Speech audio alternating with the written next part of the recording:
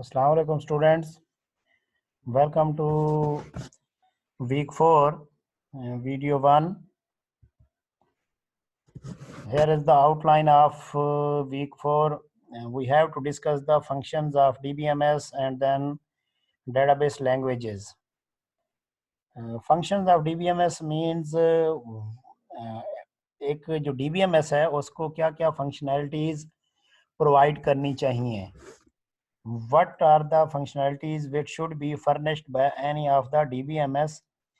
या आप एक सिस्टम बनाने जा रहे हैं तो आपको क्या क्या फंक्शनैलिटीज किसी DBMS में देखनी चाहिए. These are the list of functionalities which should be furnished by any of the DBMS. किसी भी DBMS के लिए ये कुछ बेसिक फंक्शनैलिटीज हैं जो आपको क्या होनी चाहिए. Being a database designer, database developer, आपको पता होनी चाहिए ये फंक्शनैलिटीज आपने देखनी है किसी भी ऑफ द शेल्फ DBMS में. या आप DBMS बनाने जा रहे हैं तो फिर आपको पता होनी चाहिए ये फंक्शनैलिटीज आपको उसमें प्रोवाइड करनी है किसी भी DBMS में. तो दोनों चीज़ें हैं. DBMS बनाने जा रहे हैं तो आपको पता होनी चाहिए ये फंक्शनैलिटीज आपने प्रोवाइड करनी है. या ऑफ द शेल्फ आप परचेज करना चाह रहे हैं तो आपको पता होनी चाहिए ये फंक्शनैलिटीज मुझे देखनी चाहिए किसी भी DBMS में जो कि काम का होगा. तो इस वीडियो में हम ये पहली 3 फंक्शनैलिटीज इसकी डिस्कस करते हैं. Data storage, retrieval, update and then user accessible catalogue, transaction support. तो ज़रा देखते हैं. First one, data storage, retrieval, update. तो फंक्शनैलिटी के नेम से ही है. This is the basic functionality जो किसी भी DBMS को प्रोवाइड करनी चाहिए. नहीं करता तो मेरे ख्याल में इसके अलावा तो DBMS कोई हो ही नहीं सकता. ये बेसिक है कि आप ये आपको फैसिलिटेट करे कि स्टोर कर सकें, आप डाटा रिट्रीव कर सकें, अपडेट कर सकें, मतलब उसमें चेंजेस कर सकें. और DBMS must furnish users with the ability to store, retrieve and update data in the database. This is the fundamental function of DBMS from the discussion in previous lecture जिसमें 3 level architecture हमने किया था. Clearly in providing this functionality, the DBMS should hide the internal physical implementation details from the user. तो ये basic है और ये basic functionality किसी भी DBMS को प्रोवाइड करनी चाहिए. मतलब आप DBMS बनाने जा रहे हैं तो आपने सबसे पहला तो टास्क यही होगा कि आप स्टोर कैसे करेंगे, रिट्रीव कैसे करेंगे, अपडेट कैसे करेंगे. तो डेफिनेटली कोई अगर ऑफ द शेल्फ अवेलेबल है तो उसमें डेफिनेट है ये आपकी फंक्शनैलिटी अवेलेबल होगी.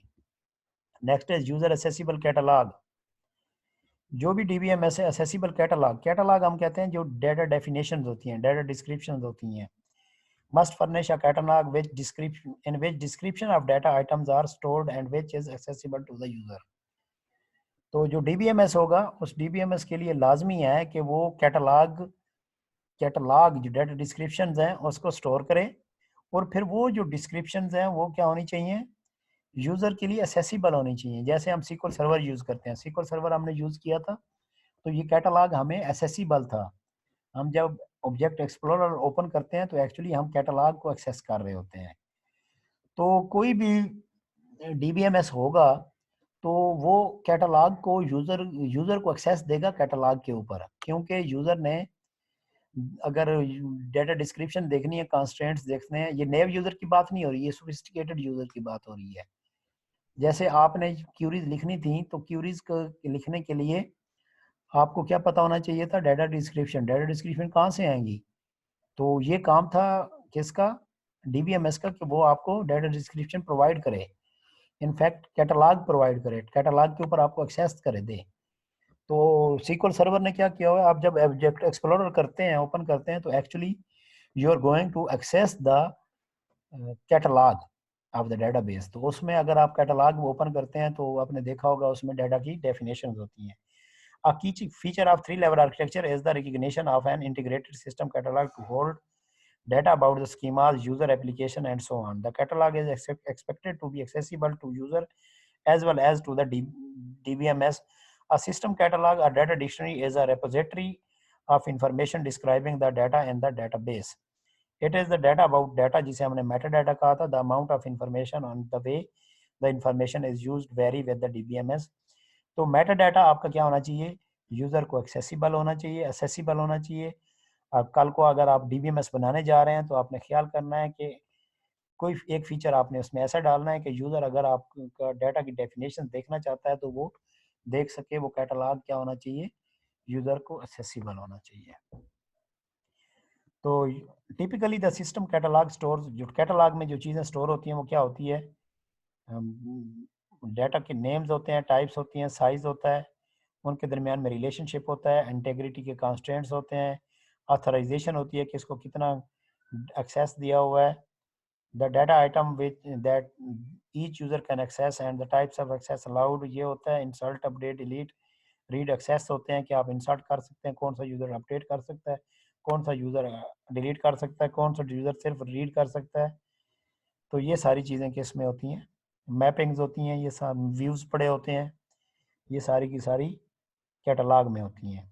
तो इसमें बेनिफिट आपका कैटलॉग में क्या होगा, information about data can be collected and stored centrally, this help to maintain control over the database as a resource, the meaning of data can be defined which will help other user understand the purpose of the data. तो अब देखें, आप बनी बनाई database आप देखना चाहते हैं तो आप कैटलॉग से आपको पता चल सकता है कि किस डाटा की क्या टाइप है, क्या मीनिंग्स हैं, वो मीनिंग आप अंडरस्टैंड कर सकते हैं, रिलेशनशिप दे सकते हैं। तो ये कैटलॉग अवेलेबल ना हो तो पता ही नहीं चलेगा कौन सा डाटा कैसे स्टोर किया हुआ है। Communication simplified since exact many meanings are stored, the system catalogue में आल्सो आइडेंटिफाई द यूजर। तो ये आपके पास क्या है, सिक्योरिटी इन्फोर्स हो सकती है, इंटेग्रिटी हो सकती है, ऑडिट हो सकता है, ये सारी चीज़ें आपके पास कैटलॉग उसके अंदर पड़ा होता है, कैटलॉग के अंदर। Next feature is transaction support.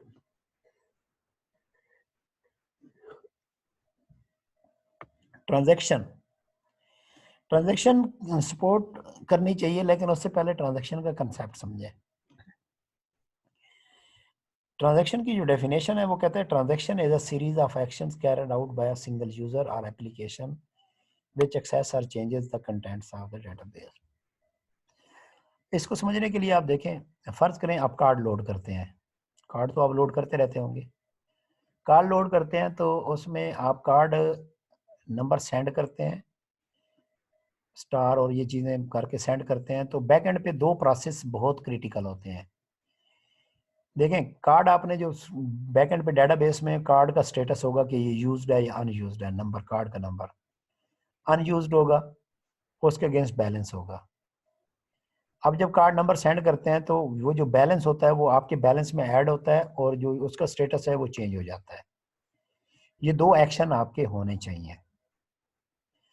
आप अज्यूम करें एक एक्शन होता है और दूसरा नहीं होता, मीन्स जो आपने कार्ड सेंड किया था उसका स्टेटस चेंज हो जाता है, वो यूज से अनयूज्ड हो जाता है, लेकिन बैलेंस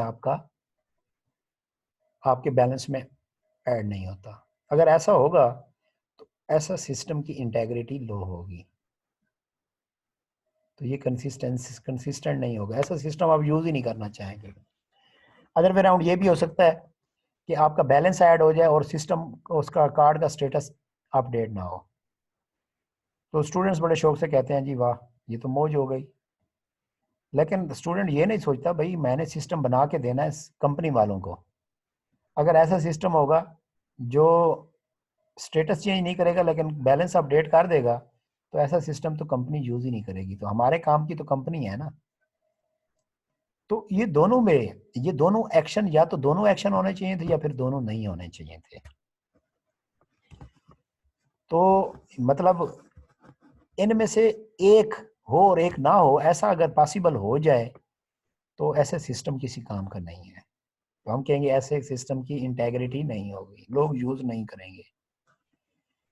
तो हम कहते हैं कि आपके पास क्या होने चाहिए, जो सीरीज ऑफ एक्शंस हैं जो क्रिटिकल हैं उनको आप ग्रुप टुगेदर करके उसे एज अ सिंगल लें, एज अ सिंगल सिंगल लें। तो वो या तो वो एक एक्शन, उसे हम ट्रांजैक्शन का नाम देते हैं T1। T1 में अब दो एक्शन है, अब दोनों के दोनों होंगे तो T1 होगा, अगर दोनों नहीं होंगे तो T1 नहीं होगा। तो वो होगा क्या, जो हुआ है वो भी अंडू हो जाएगा, वो भी क्या हो जाएगा, अंडू हो जाएगा। अगर ये हम पॉसिबल कर लें तो आपके सिस्टम की इंटेग्रिटी इंटैक्ट रहेगी, इंटेग्रिटी इंटैक्ट रहेगी। तो ये सेम एग्जांपल एटीएम के लिए भी हो सकती है। आप एटीएम पे गए, आपका जो दो क्रिटिकल है अमाउंट आपके अकाउंट में से डिडक्ट होनी चाहिए और डिस्पैच होनी चाहिए। डिस्पैच होती है और डिडक्ट नहीं होती, या डिडक्ट होती है और डिस्पैच नहीं होती। दोनों में से एक भी ऑपरेशन अगर आपका ऐसा है जो एक हो गया और एक नहीं हुआ, तो ऐसा सिस्टम आप यूज नहीं करना चाहेंगे। तो ऐसी सिचुएशन में कंसेप्ट आता है ट्रांजैक्शन का। क्या आता है? ट्रांजैक्शन का। तो ट्रांजैक्शन तो ट्रांजैक्शन अगर होगी तो सारे के सारे एक्शन होंगे या फिर एक भी एक्शन नहीं होगा।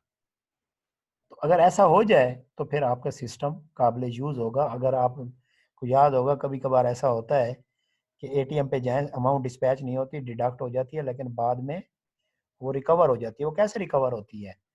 वो एक्चुअली ट्रैक हो जाती है कि आपकी ये जो पर्टिकुलर ट्रांजैक्शन है ये कंप्लीट नहीं हुई थी, तो वो फिर ट्रांजैक्शन को अनडू किया जाता है, तो आपकी अमाउंट वापस रिस्टोर हो जाती है। तो this is something called transaction support. तो आपके डीबीएमएस को ट्रांजैक्शन को सपोर्ट करना चाहिए। अगर ट्रांजैक्शन को सपोर्ट नहीं करेगा तो फिर रोला ही है। तो फिर सिस्टम इनकंसिस्टेंट हो जाएगा, इनकंसिस्टेंट होगा तो इंटेग्रिटी लो होगी तो सिस्टम यूज़ नहीं होगा। अगर आप चाहते हैं सिस्टम आपका यूज़ हो तो डीबीएमएस को ट्रांजैक्शन को सपोर्ट करना चाहिए। मतलब ऐसा फीचर देना चाहिए जिसमें कुछ आपके जो डिपेंडेंट आपके स्टेप्स होते हैं, डिपेंडेंट ऑपरेशन होते हैं, उसको ग्रुप करके एक ट्रीट किया जाए एज अ सिंगल टास्क, और फिर या तो वो पूरा हो या फिर ना हो, ज़ीरो हो। तो ये आपके फीचर थे, 3 फंक्शन हमने डिस्कस किए हैं। That's it for this video. बाकी हम नेक्स्ट वीडियो में डिस्कस करते हैं। Thank you.